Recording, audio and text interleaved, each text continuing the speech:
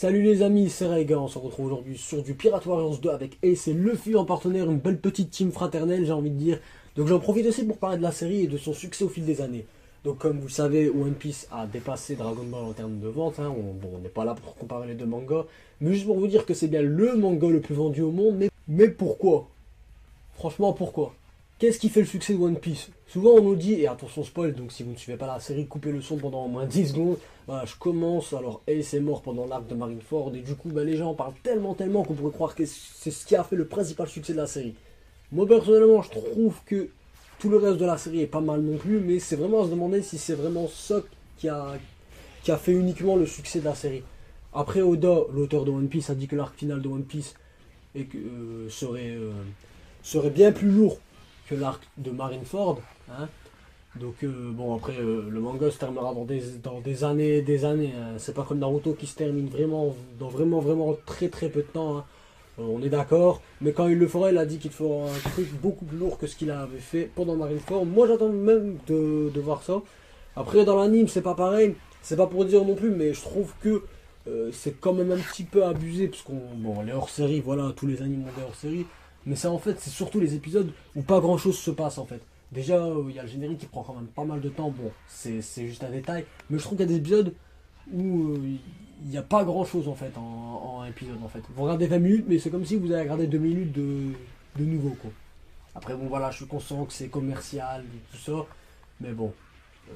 Après, je suis sûr que moi, franchement, pour que quelqu'un réussisse à maintenir autant de personnes, et en rajouter d'ailleurs, et contenir ce même public pendant des années et des années, et pour réussir à faire vendre son manga autant de temps, il y a quelque chose de spécial qui fait le charme de One Piece. C'est pas tous les jours qu'on assiste à un mangaka qui fait accrocher autant de monde. Quand vous regardez Naruto, ben, la partie de la guerre n'a pas fait accrocher énormément de monde.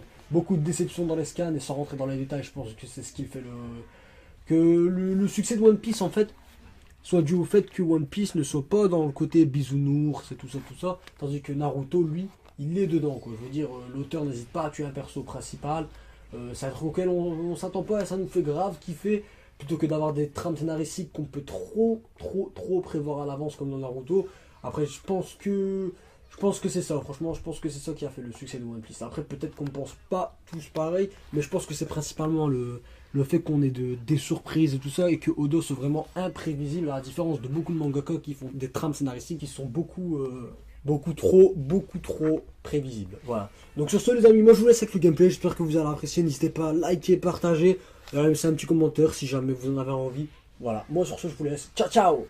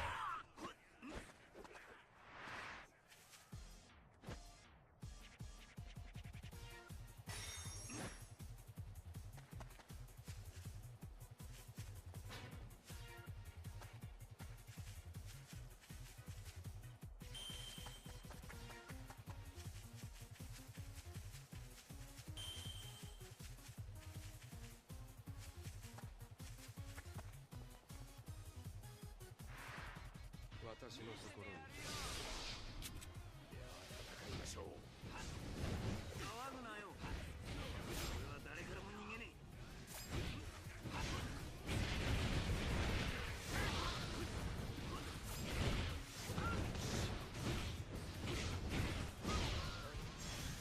これで決める。もう負けねえ。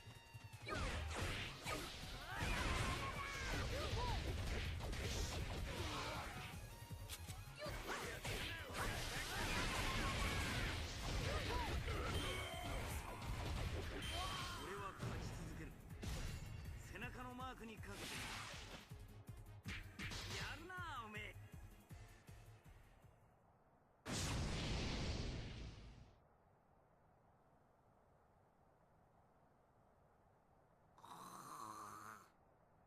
いけない。飯の途中だった。